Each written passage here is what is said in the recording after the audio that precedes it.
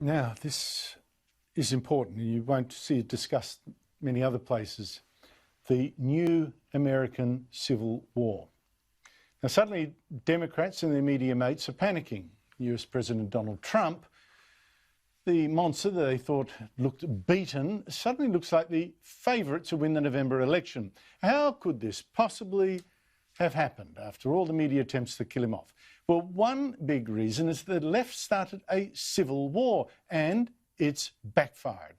For more than 3 months, mobs whipped up by race baiters and the far left have burned, trashed, bashed and looted in a string of Democrat-run cities, Minneapolis, Portland, Chicago, Seattle and more. They're claiming to fight racism, but basically often using that as an excuse to steal, destroy and be racist themselves. For instance, here is a speaker at a protest in Kenosha last week after police shot a black man, reportedly armed, accused of sexual assault. And I got to say, if you kill one of ours, it's time for us to kill one of yours. And here is John Thompson, a Democrat candidate in the Minnesota election, at a protest last week right outside the home of the Minneapolis Police Union chief, meant to intimidate him, meanwhile abusing white girls who are watching, calling them Ku Klux Klan supporters. Y'all got the Grand Wizard living in your goddamn neighborhood. All the Klan exists in Hugo, Minnesota, and it's right here. Don't run now. Don't run now, racist white people. I'm here. Oh, yeah, we pull up. So with all that hatred being whipped up by activists and Democrat wannabe politicians, it's not surprising that race protesters in Portland on the weekend, they caught a Trump supporter on the street calling out, hey, we've got one here. And one of those vigilantes, those Black Lives Matter vigilantes, you'll see him in this clip in white, turned, aimed and shot that Trump supporter dead.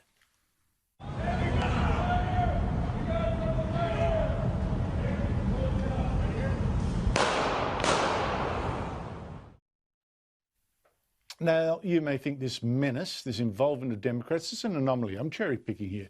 But I don't think many Trump supporters or voters in the middle think like that at all. Because they've already seen, for instance, race protesters in California last week chant "Death to America."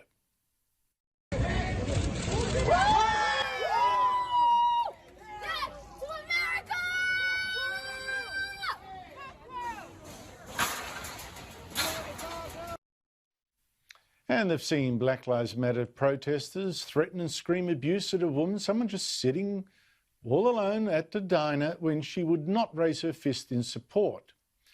They've also seen outside the White House last week anti-Trump protesters punch a man in the head and set up a mock guillotine for Donald Trump while the president was inside giving a big speech. And then the mob surrounded and menaced Republicans leaving that speech at the convention, the Republican convention.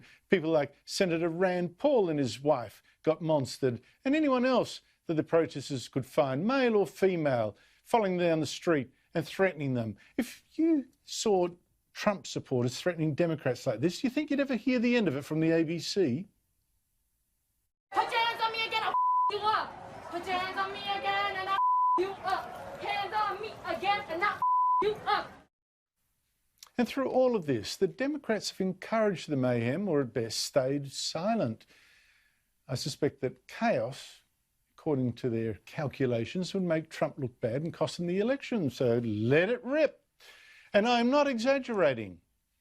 Democrat cities like Portland, that's had riots and violence every night for more than 100 days now, promised that many protesters would not be prosecuted. Several mayors instead attacked and cut their own police forces, even as gun crime in cities like New York and Chicago spiraled in the lawlessness.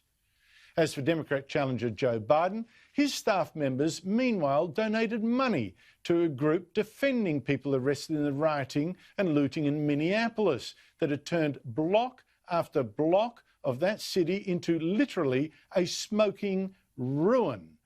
Also soliciting money to defend them was Biden's running mate, Kamala Harris. Chip into this freedom fund, she urged her supporters, and in an interview said that these protests must in fact go on. There are protests still happening in Yes. major cities across the United States. I'm just not seeing the reporting on it that I Right, had that's right. for the first few weeks. That's right. But they're not going now- to stop. They're not going to stop. And they're not, this is a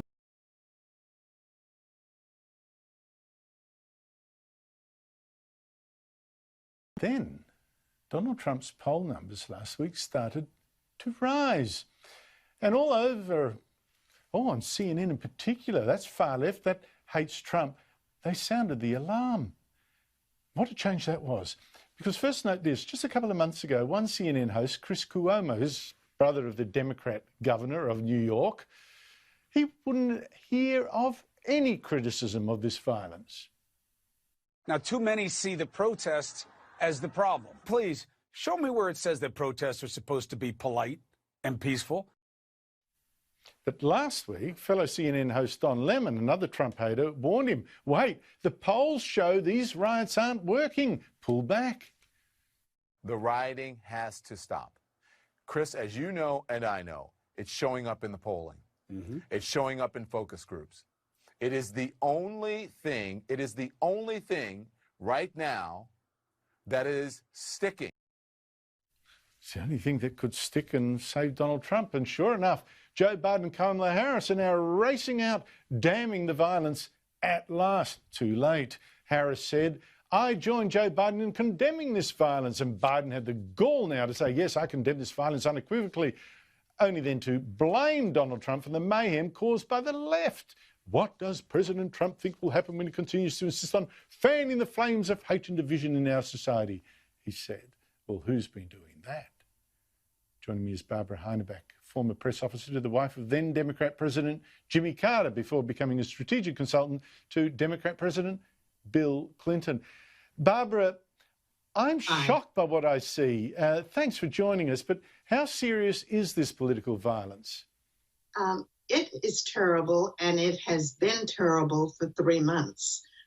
We've talked about it before, Andrew, and what's so sad right now is that when we watched for the last 2 weeks the Democratic and the Republican conventions, during the Democratic convention, they had 5 nights, 4 hours a night.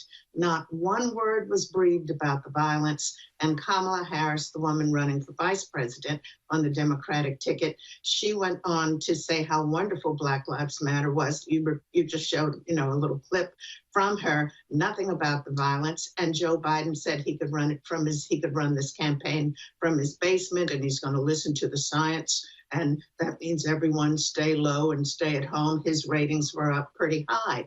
Now, as you showed Don Lemon pointing out just as of Friday, because the Democrats came off a convention where they did 2 things. They talked about what a nice guy Joe Biden was for 5 days. Nothing about his accomplishments. He didn't have any. You could have summed those up in about a minute.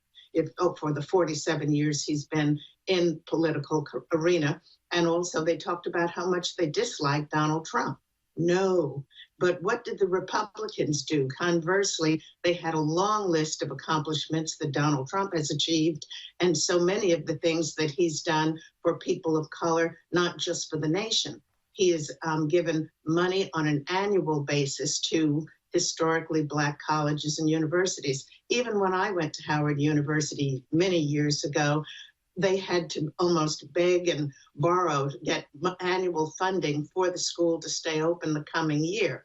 And now Donald Trump has said, no, you don't have to do this anymore. There will be annual funding coming forth to you. And then he put the embassy back in Jerusalem, where 4 or 5 presidents before him had promised and never did anything about it. It's Donald Trump who started prison reform, and that meant shorter sentences and looking at the numbers of how many Blacks are in prison versus whites, and basically looking at, let's correct this so that the crime will lead the time. And you're not going to have someone in prison for many, many years for a smaller crime. So he's looking at that. The economy went up until COVID-19. It's coming back pretty nicely, I think faster than some had expected.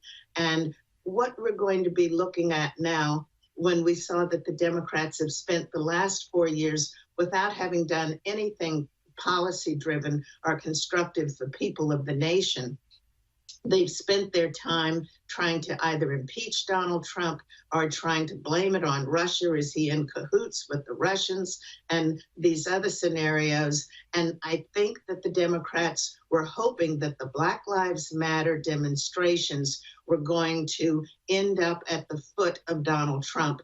And what they've done for 3 months, because I do a lot of channel surfing, I'll watch a full clip of the violence like you just displayed a few minutes ago.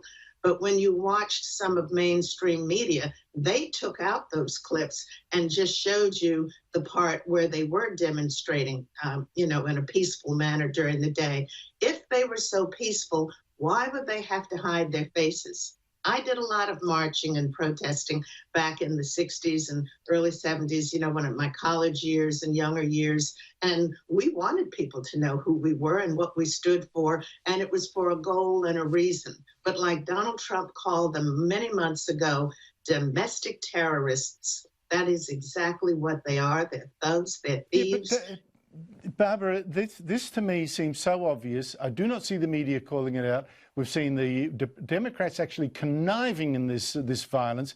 Can you explain to me what has happened to the party that you joined and worked for?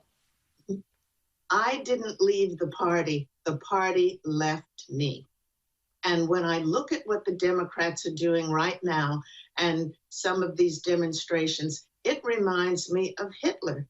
Because if you didn't raise your hand and say, what was it, Hail Hitler, Hi Hitler, now they tried to get Ron Paul they said, say it, say it, say it. And the woman you showed outside the diner or a restaurant, when you force someone to do something, that is taking things beyond the Marxist extreme. And it is all for a political purpose that the Democratic Party has become so desperate, and they have no agenda to run on. And like I say, they came with an empty bag. Their luggage is empty, no accomplishments. And but it's Barbara, all about politics. Exactly. And what scares me is that they'd rather America burn than let Donald Trump have a little win on law and order. It's just so sad. Barbara Heinebeck, thank you so much indeed for your time. Thanks for having me. I so worry about what will happen if Donald Trump does win the November election. What will they do next?